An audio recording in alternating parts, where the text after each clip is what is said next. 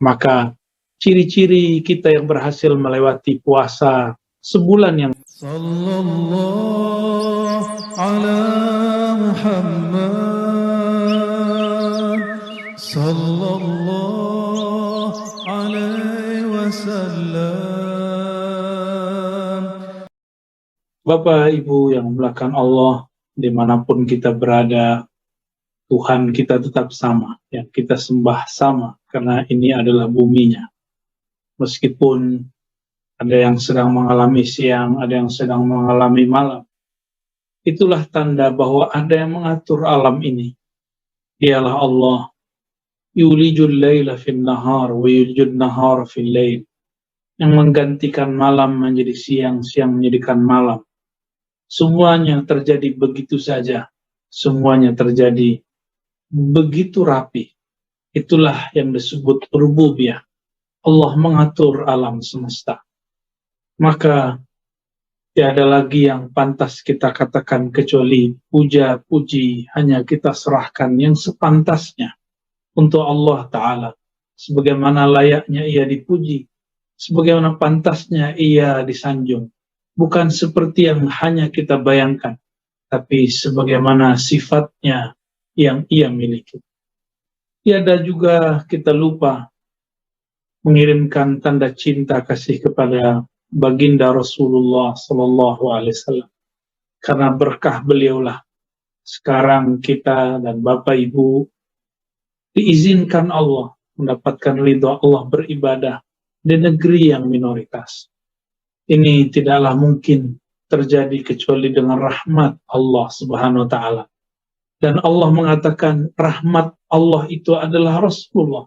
Wa ma arsalnaka illa rahmatan lil alamin. Tidaklah kami mengutus engkau, hai Muhammad, kecuali membawa rahmat kasih sayang bagi alam semesta. Maka siapa saja yang ingin menjadi pewarisnya, jadilah pembawa rahmat, penyebar kasih sayang, agen cinta kasih kepada siapapun, dimanapun berada. Tidak mesti seorang ulama, tidak mesti seorang ustadz, tidak mesti seorang santri, tidak mesti seorang tokoh-tokoh yang mampu membaca kitab-kitab suci. Siapapun yang ingin mewarisinya, maka ambillah sifat kasih sayangnya. Allahumma salli wa sallim wa barik ala nabiyina Muhammad. Ya Allah, sampaikanlah salam kami, cinta kami, rindu kami kepada zat sosok yang membawa cinta kasih kepada kami. Kalau bukanlah karenanya ya Allah, kami tidaklah mampu sholat hari ini. Kalau bukanlah karenanya ya Allah, kami tidak mengenal Engkau dan ajaran-ajaran Engkau. Kaum muslimin, kaum muslimat rahimakumullah. Alhamdulillah, sudah 1 bulan kita melewati bulan yang sangat suci. Dan di dalam Al-Quran, Allah menyebutkan syahrul Ramadan alladzi unzila fihi al-Quran. Ramadan itu adalah bulan diturunkan Al-Quran dan Furqan, ya, sebagai hudal linnas, petunjuk bagi manusia, dan bayyinat minal huda, dan penjelasan bagi petunjuk tersebut. Lalu di dalam hadis-hadis Nabi SAW dikatakan bahwa Ramadan bukan hanya sekedar menahan lapar dan haus, tapi juga menahan emosi kita, menahan kebencian, menahan iri dan dengki. Nabi SAW mengajarkan, tidaklah seseorang itu dilirik puasanya. Falaisa lillahi hajatun. Ya, Allah tidaklah melirik puasa seseorang.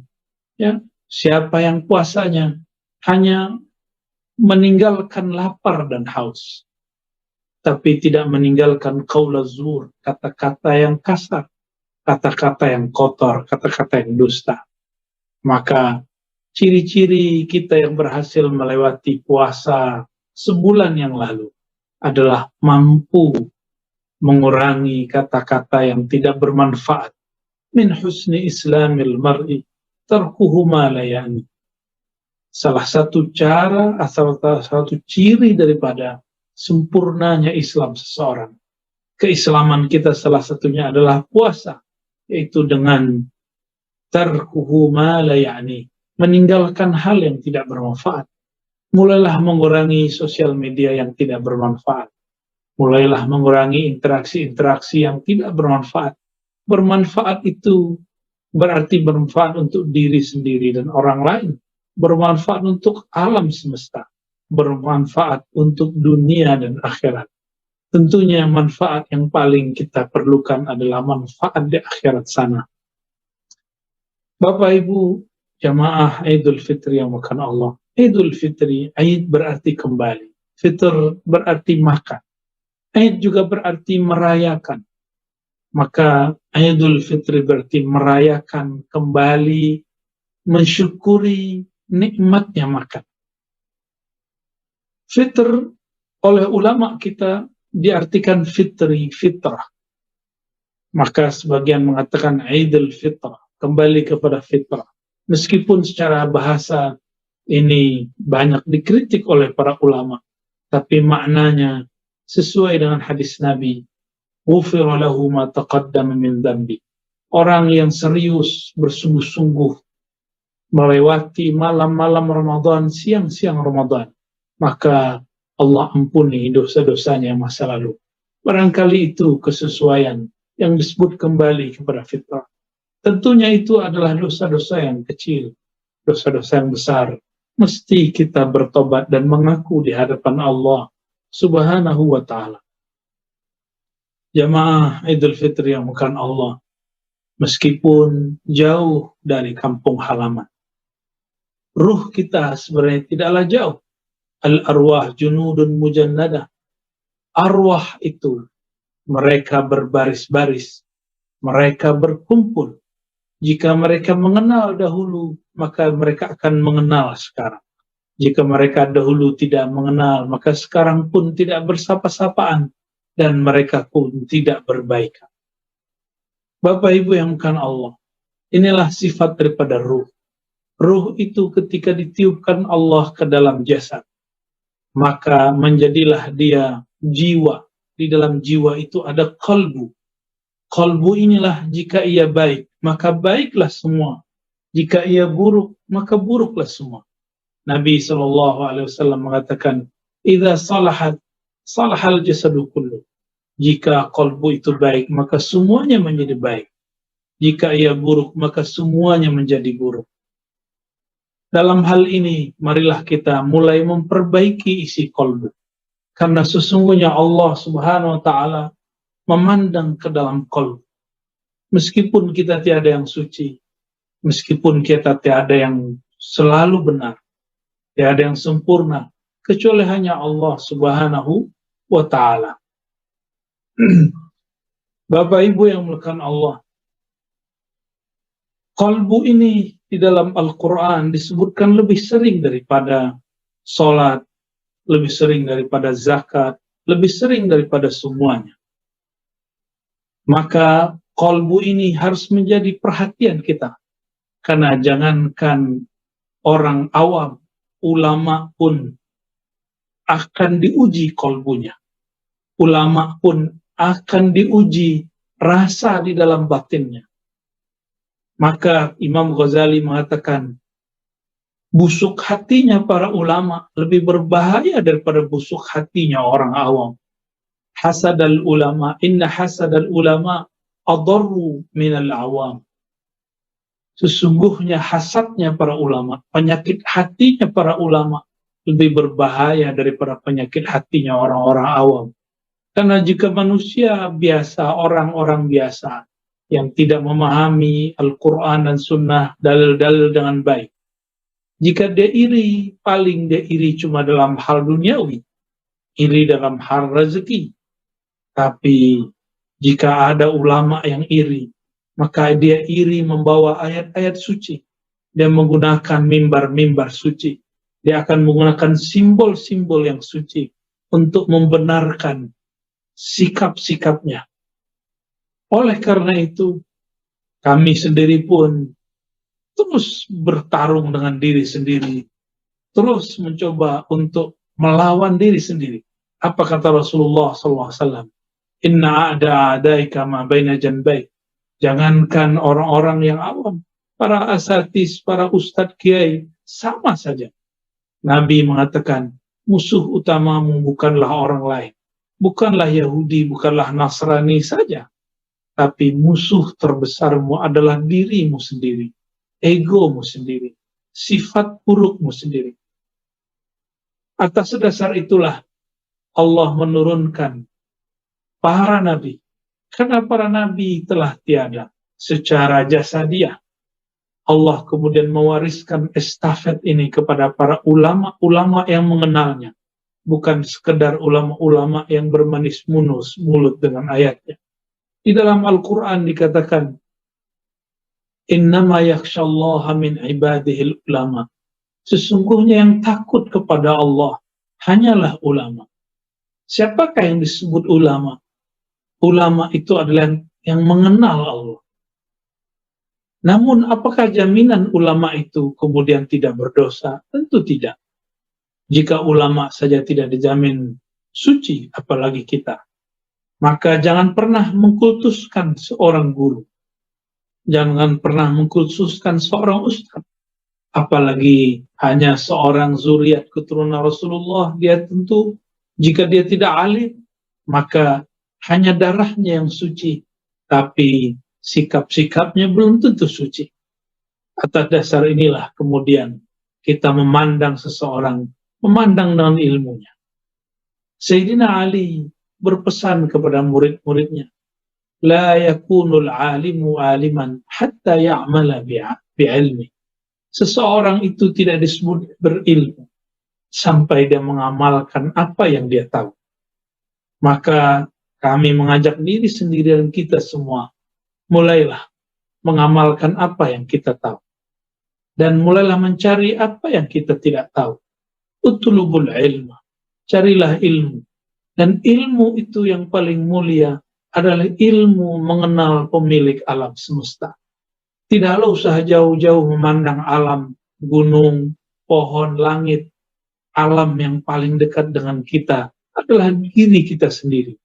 Nabi mengatakan, inna quluba bani Adam. Sesungguhnya kalbu manusia, kalbu bani Adam, baina isba'ain min asabi'ir rahman, berada di antara dua jari-jari Allah yang maha rahman. Kenapa Nabi mengatakan jari-jari? Meskipun Allah Ta'ala maha suci dari anggota tubuh fisik. Kenapa Rasulullah mengatakan rahman, maha pengasih, bukan dengan nama-nama yang lain? Berarti Allah menggenggam kalbu ini dengan kasih sayangnya.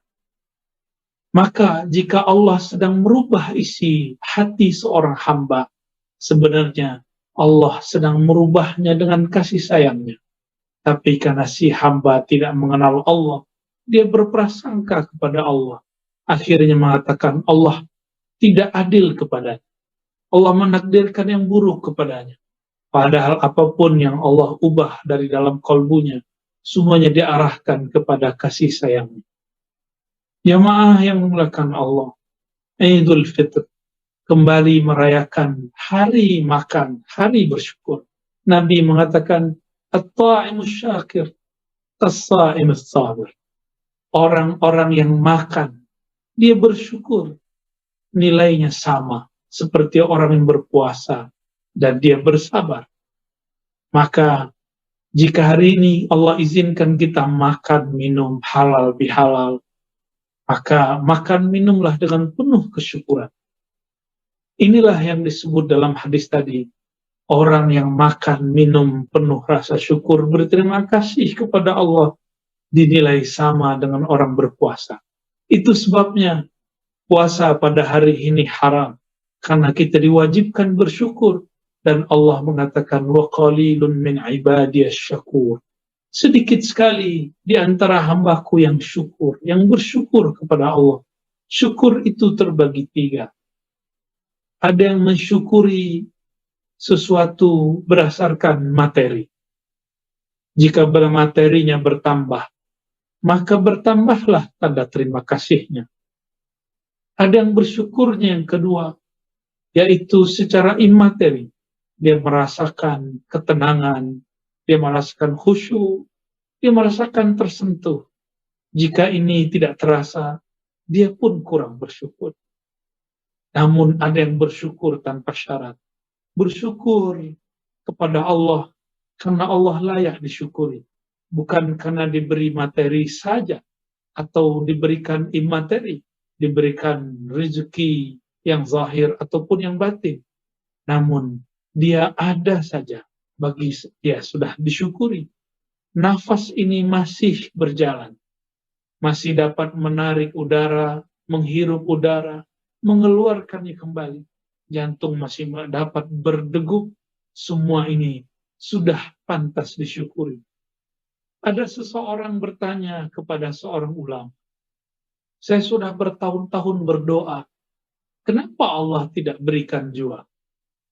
Lalu ulama ini menjawab, wahai Tuhan, bukankah engkau selama bertahun-tahun berdoa itu diberikan kesehatan, menggunakan baju yang juga sangat layak, menggunakan mengusi rumah yang rumahmu juga layak, menggunakan kendaraanmu juga layak, engkau makan selama engkau berdoa itu engkau diberikan makan oleh Allah Ta'ala dengan nikmat yang tiada tara.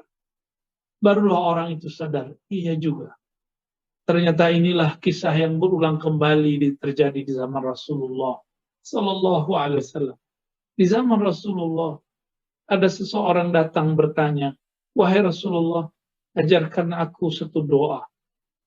Lalu Rasulullah mengatakan, Kul Allahumma inni as'aluka al-'afwa wal-'afiyah fid dunya wal akhirah. Katakanlah wahai sahabatku, aku memohon kepada engkau ya Allah, al-'afwa, kelebihan dan maaf, wal-'afiyah dan keselamatan. Fid dunya wal akhirah, di dunia dan di akhirat. Lalu setelah beberapa hari, lebih kurang sepekan, seminggu, orang ini kembali kepada Rasulullah dan bertanya kembali, wahai Rasulullah, ajarkan lagi aku doa yang baru. Lalu Rasulullah mengajarkan hal yang sama. Qul Allahumma inni as'aluka al-'afwa wal-'afiyah fid din wa dunya wal akhirah. Maka dia pulang lagi. Setelah seminggu lamanya dia kembali lagi. Lalu bertanya, wahai Rasulullah, ajarkan aku satu doa. Rasulullah pun mengajarkan doa yang sama. Akhirnya sahabat ini mengira Rasulullah ini lupa atau mengira Rasulullah ini tidak punya doa lagi. Dan orang ini mengatakan, wahai Rasulullah, apa tidak ada doa yang lain? Adakah yang lebih baik dari ini? Lalu Rasulullah bertanya, wahai sahabatku, adakah doa yang lebih lengkap, lebih sempurna, lebih mantap, lebih bagus daripada yang engkau baca itu? Ya Allah, berilah aku kelebihan, kecukupan, dan afiat, keselamatan di dunia wal akhirah, di dunia dan akhirat. Sahabat ini terdiam. Lalu dia pikir-pikir, benar wahai Rasulullah, yang engkau ajarkan mencakup semua keperluanku di dunia dan di akhirat. Maka Bapak Ibu yang bukan Allah, berdoalah bukan sedang menyuruh-nyuruh Allah. Berdoalah bukan sedang memerintah-merintah Allah. Allah bukan anak buah kita. Allah adalah Tuhan kita. Malikul Mulk, raja di raja. Bukan hanya sekedar atasan. Allah itu lebih daripada atasan. Allah itu atasannya para atasan. Rajanya para raja. Presidennya para presiden. Pemimpinnya para pemimpin. Maka jika kita berdoa, janganlah pernah mengatakan, ya Allah, aku memohon karena belum engkau kasih. Ya Allah, kenapa engkau belum jawab juga? Orang-orang yang mengatakan itu dikatakan oleh Rasulullah, orangnya al-ajal, orangnya tergesa-gesa, dan semua doa yang tergesa-gesa diputuskan oleh Allah Subhanahu wa taala, dianggap tidak pernah berdoa. Suatu kali Rasulullah SAW mengatakan, kullu da'watin mustajabah. Semua doa pasti dijawab. Semua doa pasti diterima. Tapi kapan Allah berikannya, tentu lain cerita. Namun kemudian Nabi mengatakan, malam ya'jal, selama tidak tergesa-gesa. Sahabat bertanya, ya Rasulullah, malah ajal, apa yang engkau sebut dengan tergesa-gesa? Rasulullah kemudian menerangkan, Al-ajal ayyakula al-abdu da'autu Allah wa lam yujibli. Ketika seorang hamba berkata, bergumam, aku telah memohon kepada Allah, aku telah berusaha, aku telah tahajud, telah puasa, tapi kenapa Allah belum kunjung memberikan jua? Allah belum kunjung menjawab juga. Kata-kata seperti ini tidak pantas dikatakan oleh seorang yang kenal kepada Allah. Bapak Ibu jamaah yang dimuliakan Allah, Allah itu lebih kenal hambanya daripada seorang ibu terhadap bayinya. Jika ibu terhadap bayinya, belum bayinya haus dan lapar, seorang ibu telah menyediakan air susu, telah menyediakan perhatian dan kasih sayang. Allah lebih sayang kepada kita daripada sayangnya seorang ibu yang melahirkan bayi yang tercinta. Maka mulailah bangun kepercayaan kepada Allah. Mulailah bangun husnuzan, berbaik sangka kepada Allah. Inilah amal hati yang paling mulia. Jika di awal Ramadan, di tengah Ramadan kami mengajak, marilah berdoa meminta agar kolbu ini bersih. Jantung kita ini tidak ada noda-noda. Meskipun itu sulit, tapi kita meminta salamat sadar, kebersihan kolbu. Meskipun ini hanya Allah yang tahu kapan terjadi. Maka amalan kita di bulan Syawal ini adalah husnuzan billah, berbaik sangka, membangun positive thinking kepada Allah Subhanahu wa taala. Mulailah setiap detik mengatakan, Allah pasti menghendaki kebaikan kepadaku. Mungkin aku yang kurang faham terhadap takdir Allah Subhanahu wa taala. Bapak Ibu yang makan Allah, inilah yang dikatakan Nabi dalam hadis terakhir yang akan kami bacakan. La yamutanna ahadukum illa wa huwa yuhsinu dhanna billah.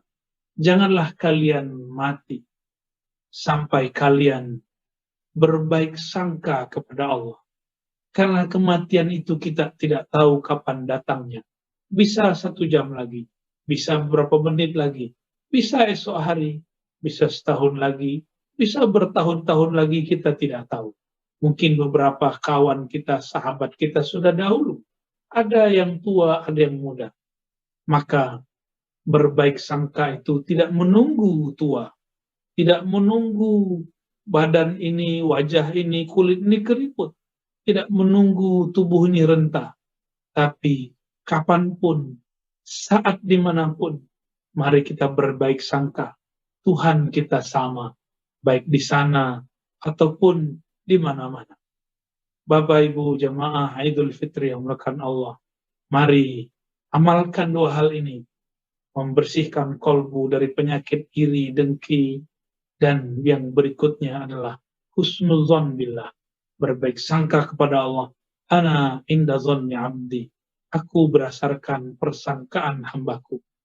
وصلى الله على نبينا محمد نسأل الله العفو والعافية لنا ولوالدينا ولمشايخنا. الله أكبر الله أكبر الله أكبر ولله الحمد. نسأل الله المغفرة ورضوان فاعتبروا يا أولي الأبصار لعلكم ترحمون وتوبوا إليه وكبروه تكبيرا إنه كان بكم رقيبا.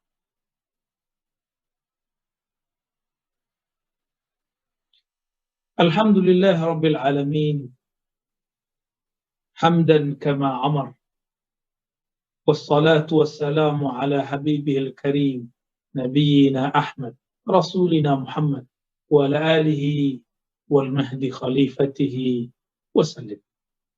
أما بعد أوصيني وإياكم بتقوى الله فقد فاز المتقون.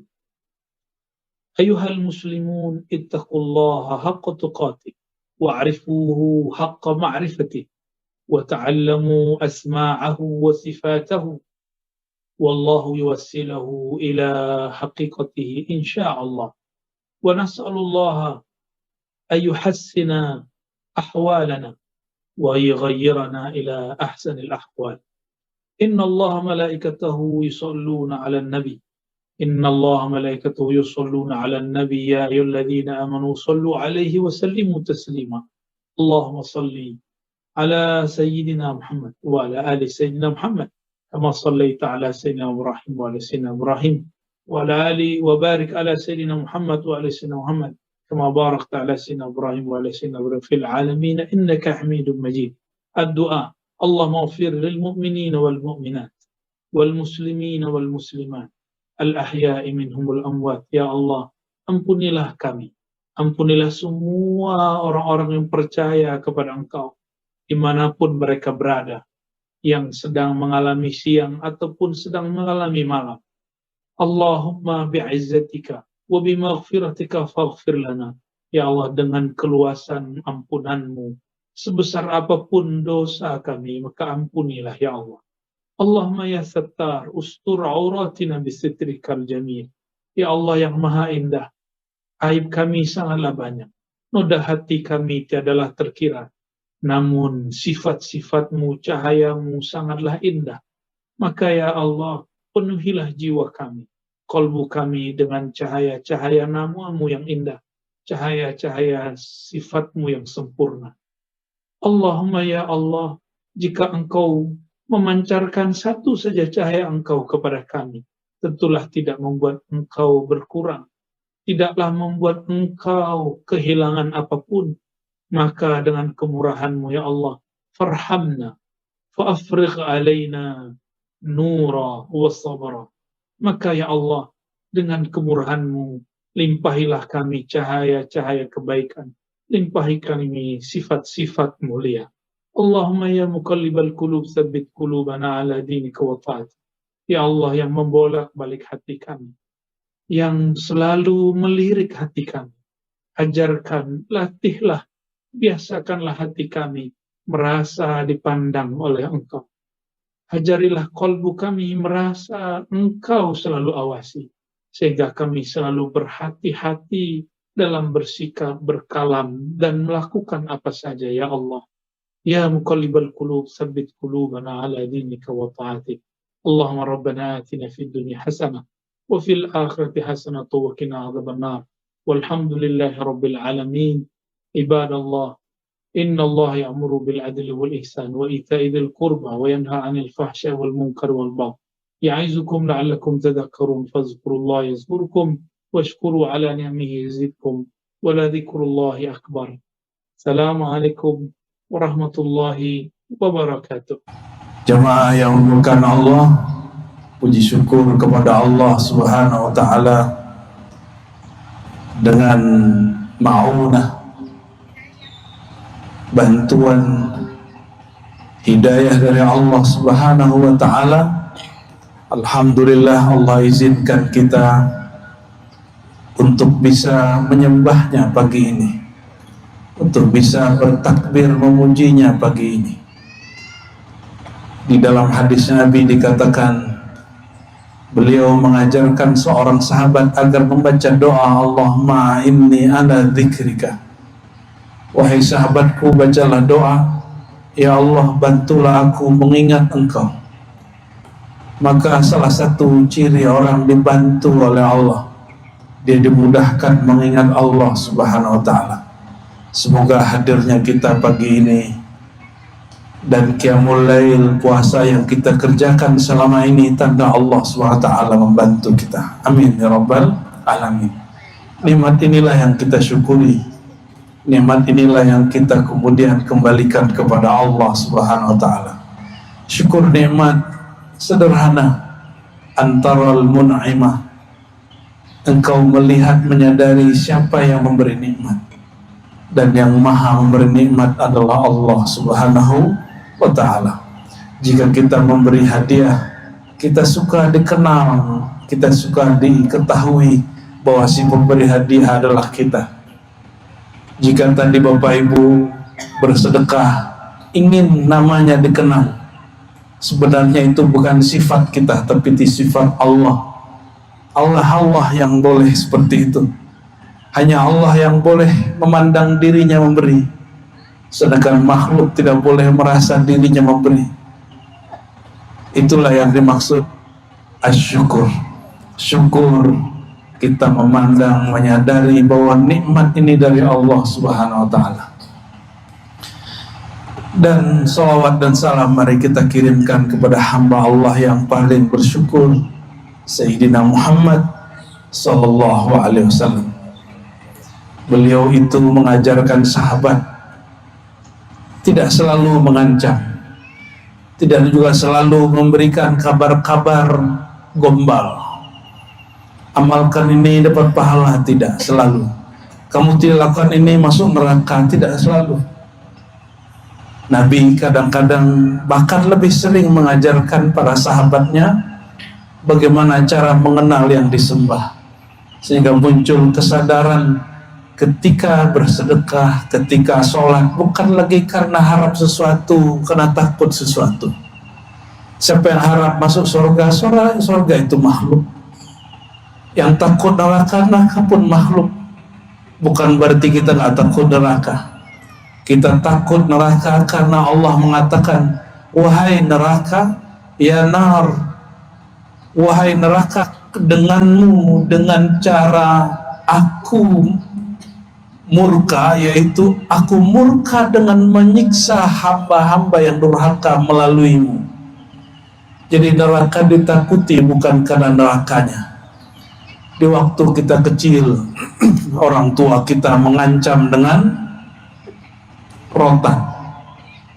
Kalau tidak sholat dipukul, rotannya digantung di tengah rumah. Si anak yang tidak faham apa pentingnya sholat, dia takut kepada rotannya, tidak takut kepada yang punya rotan. Jika yang punya rotan tidak sedang di rumah, si anak tidak sholat karena dia belum tahu rahasianya. Tapi lama-lama kalau sudah dewasa, rotannya tidak ada, yang pegang rotan pun tidak tampak. Tapi sampai sekarang dia masih sholat. Kenapa? Karena dia sudah kenal siapa yang dia sembah. Dia sudah tahu apa manfaat dari menyembah Allah SWT.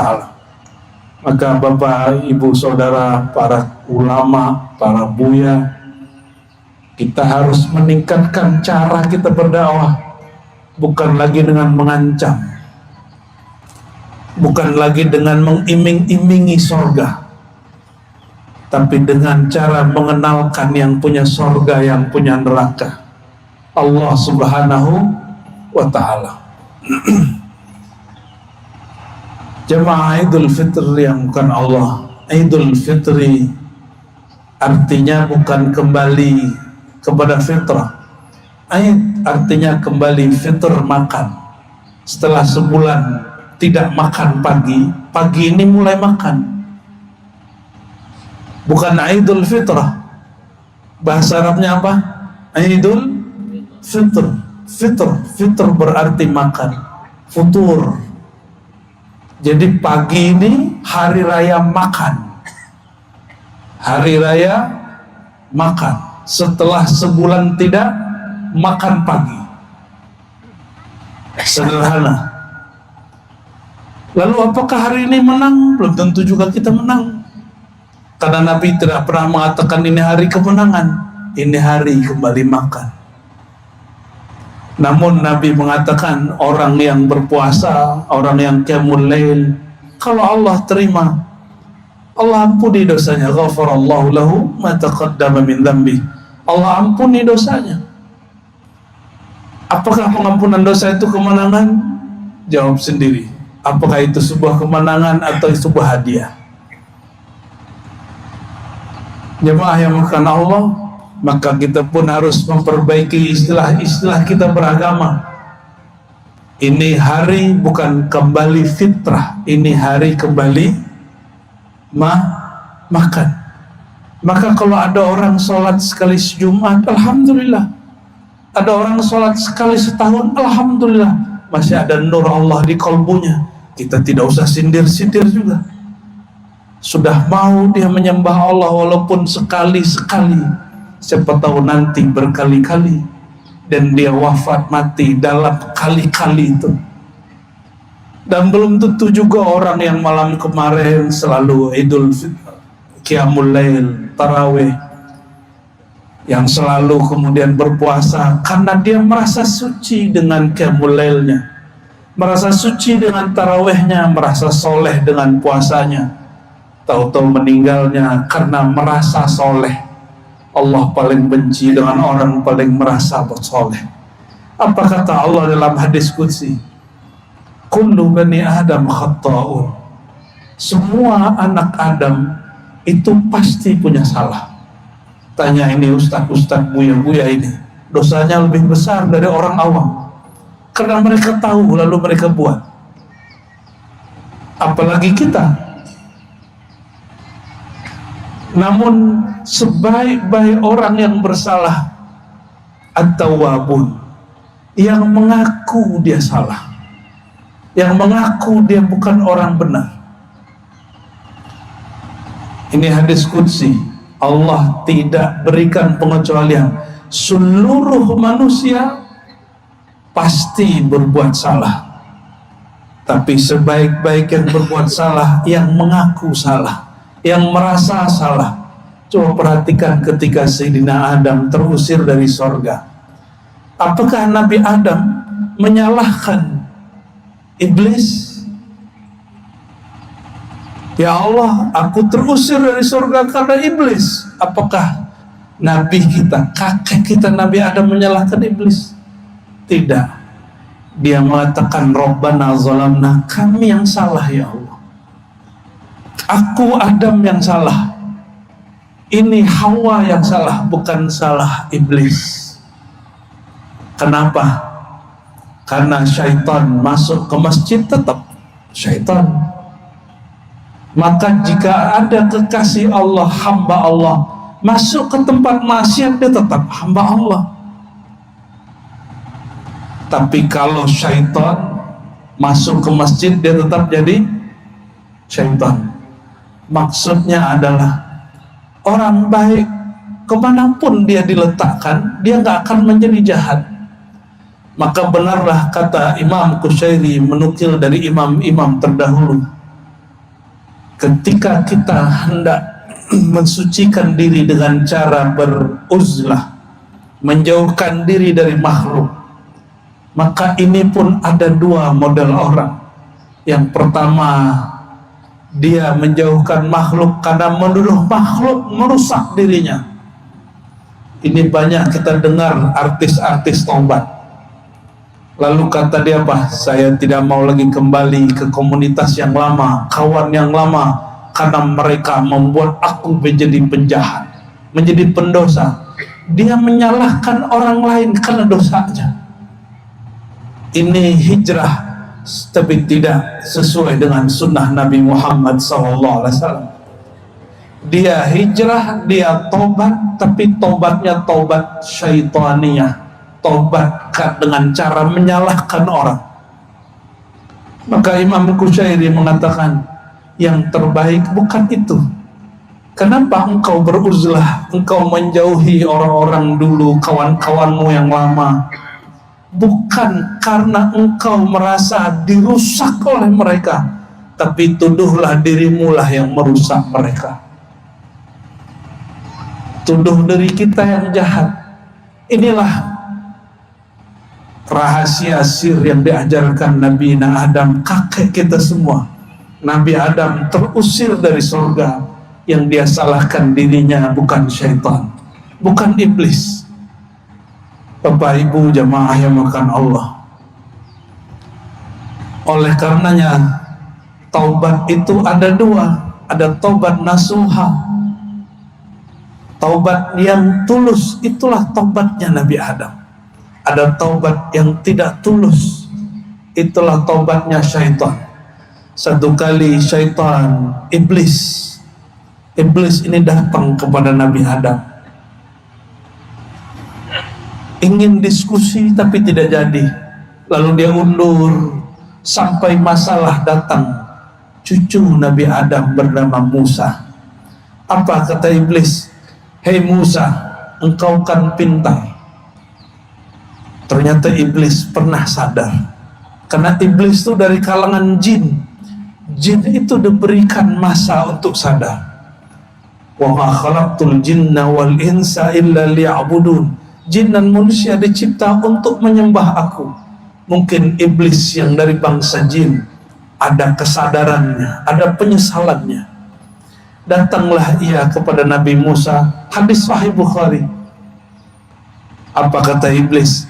Wahai Musa, kalau aku hendak tobat kepada Allah, bagaimana caranya?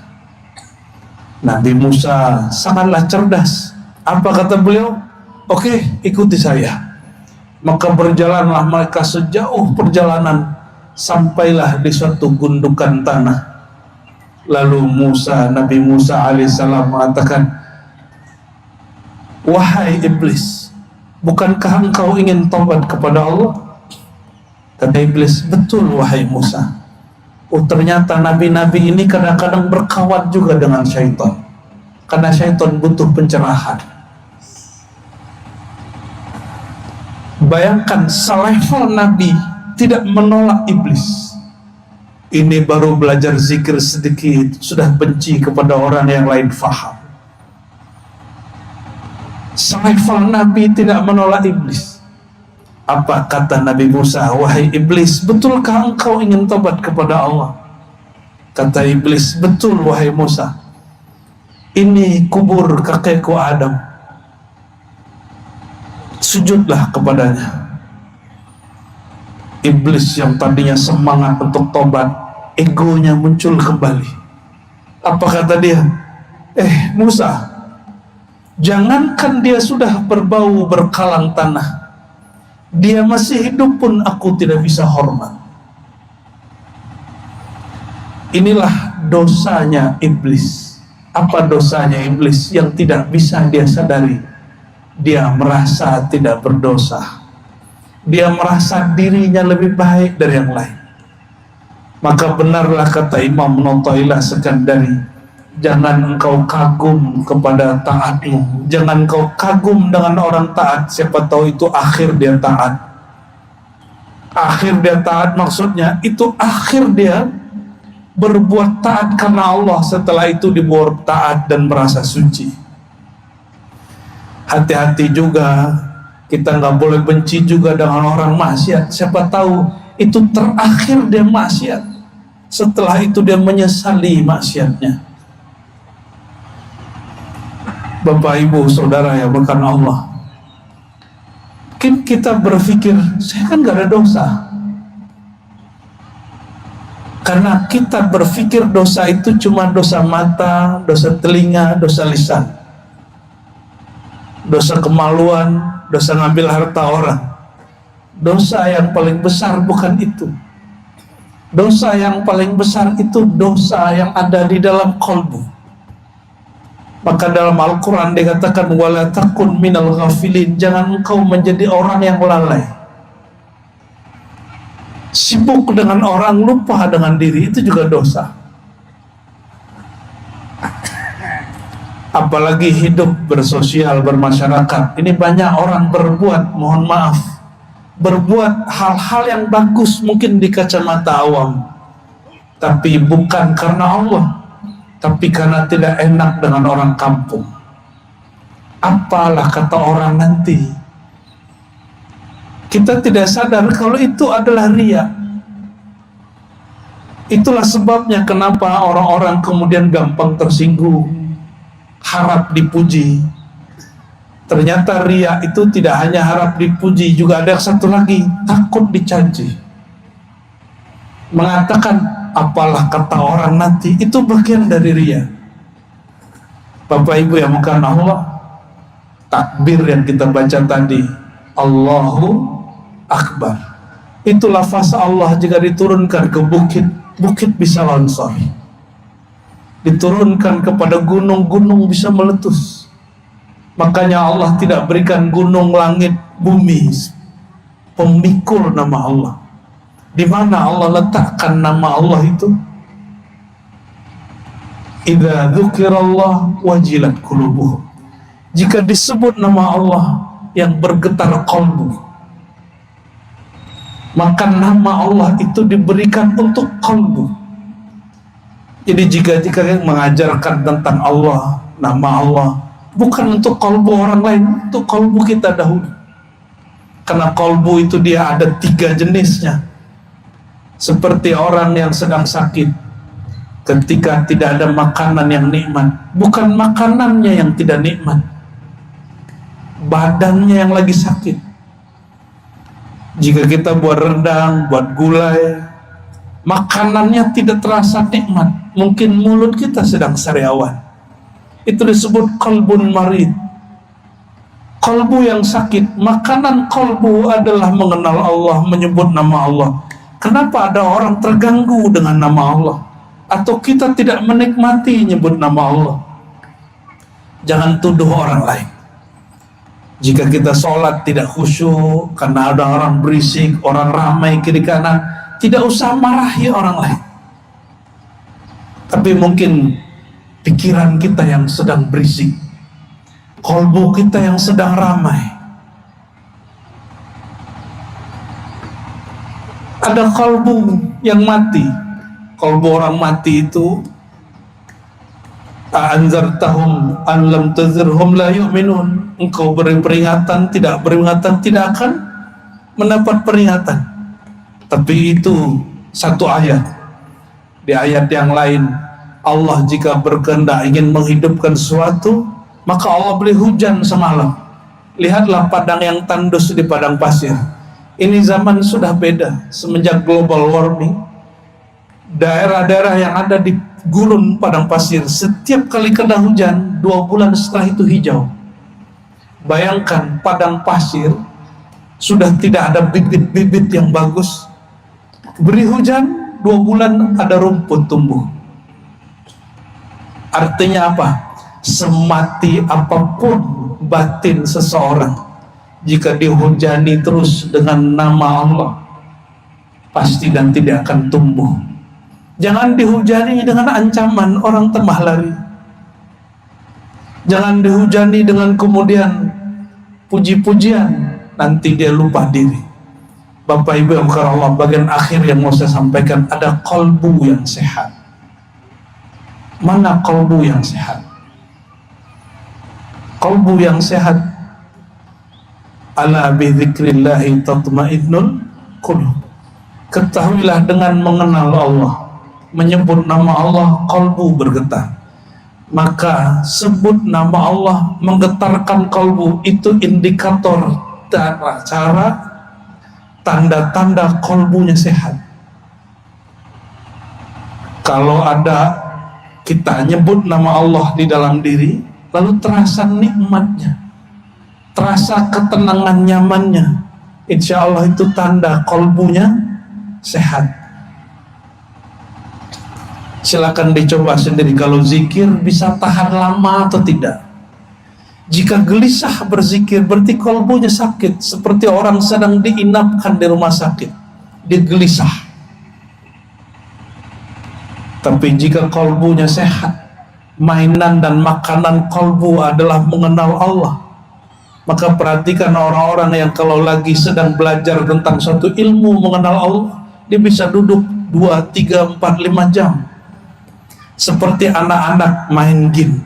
Jika dia tahu cara main game, dia lama mainnya sampai lupa makan dan minum. Itu mainan otak, itu permainan pikiran, apalagi permainan kalbu. Mainannya kalbu adalah menyebut namanya, makanannya ruh, mainannya ruh adalah mengenal zat yang menghapuskannya. Inilah yang disebut di dalam Al-Quran yang sering kita baca, ya ayyuhalladzina amanu la tulhikum amwalukum wala auladukum an dzikrillah. Wahai orang-orang yang percaya kepada Allah, kepercayaan kepada Allah ada di kalbu, bukan pada baju, bukan pada kopiah. La tulhikum, jangan sampai kalbumu terlalaikan karena anak-anakmu ataupun hartamu. Kalau disebut anak, tentu terbawa emaknya, ibunya sekalian, karena cekcok, karena terlalu cinta, karena emosi dengan keluarga, bisa-bisa orang lupa diri. Dan juga amwal berarti pekerjaan. Maksudnya apa? Orang yang paling sibuk dengan keluarganya itu Rasulullah, karena istrinya banyak. Orang yang paling sibuk dengan pekerjaannya itu Rasulullah. Kenapa? Karena beliau adalah seorang presiden sekaligus, juga panglima sekaligus, juga mengurus zakat. Nabi itu bukan punya kendaraan 1-2. Nabi punya onta 30, punya kuda 20. Satu istri, ada kendaraannya, ada rumahnya, ada ontanya, ada macam-macam.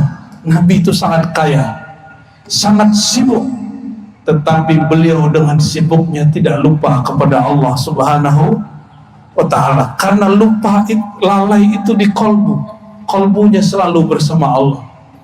Namun Nabi Muhammad SAW tidak merasa dirinya suci.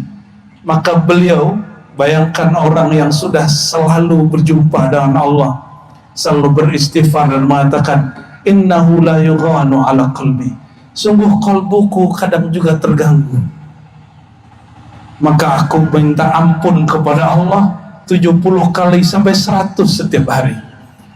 Bapak Ibu Saudara karena Allah, inilah nasihat dari kami.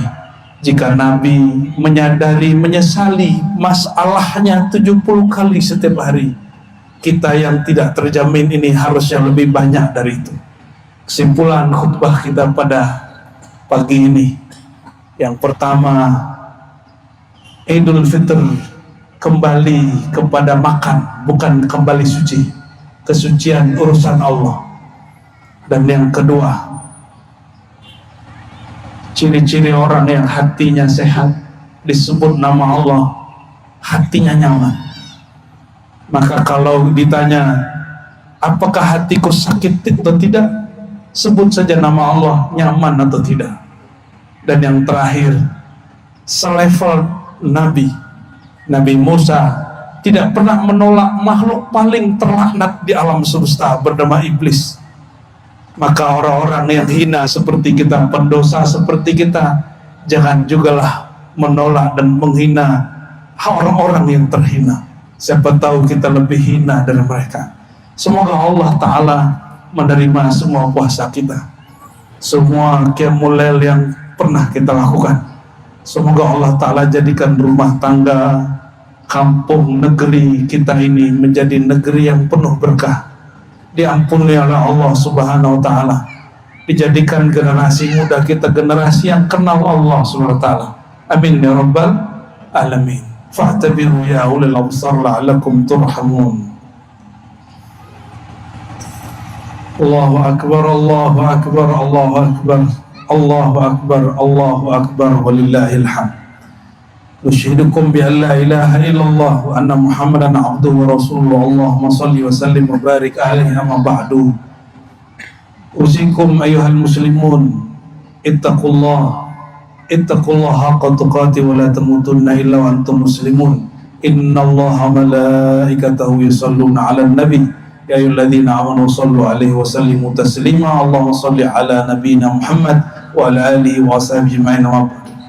Allahumma ighfir lil mu'minina wal mu'minat wal muslimina wal muslimat al ahya'i minhum wal amwat wa tabi' bainana wa bainahum bil khairat wa bighfir warham wa anta khairur rahimin. Allahumma ya Allah, ampuni semua dosa kami yang hadir, ampuni semua dosa orang tua kami, ampuni semua dosa keluarga kami, pasangan kami, anak-anak kami, saudara kami, tetangga kami, guru-guru kami. Allahumma ya Allah, ampuni dosa semua orang-orang yang di kolbunya ada iman dan Islam. Allahumma ya Allah, ya muqallibal qulub, wahai yang menggenggam kolbu kami, wahai yang menatap diri kami, mohon ya Allah, jika kolbu ini lalai, tariklah dia kepada Engkau dengan kelembutan. Jangan Engkau tarik ia dengan jalal keagunganmu. Allahumma ya muqallibal qulub, sarrif qulubana ilaik. Ya Allah, arahkan kolbu kami hanya kepada Engkau. Jangan biarkan kolbu kami berpaling kepada selain Engkau. Allah maltuf minna wal muslimin. Ya Allah, semua kami punya masalah, semua kami punya cobaan, semua kami punya ujian. dengan nama Engkau ya Latif yang maha lembut, yang maha halus. Berikanlah kelembutan hati dalam diri kami, sehingga kami tidak menyalahkan orang karena suatu masalah, tapi kami menyalahkan diri kami sendiri. Allahumma ya Nur, ya Nur, ya man huwa nurun ala nur. Wahai pemilik cahaya, wahai sumber semua cahaya, kalbu kami gelap ya Allah, hati kami gelap ya Allah, pikiran kami gelap karena semua kesalahan kami. Nawir qulubana binurika, izinkan pagi ini ya Allah Engkau terangi kalbu kami dengan nur Engkau, terangi keluarga kami dengan nur Engkau, terangi negeri kami dengan nur Engkau, terangi semua orang yang percaya kepada Engkau dengan nur Engkau. Allahumma ya Allah, Rabbana atina fid dunya hasanah wa fil akhirati hasanah wa qina adzabannar. Wa sallallahu ala nabiyyina Muhammad walhamdulillahi rabbil alamin.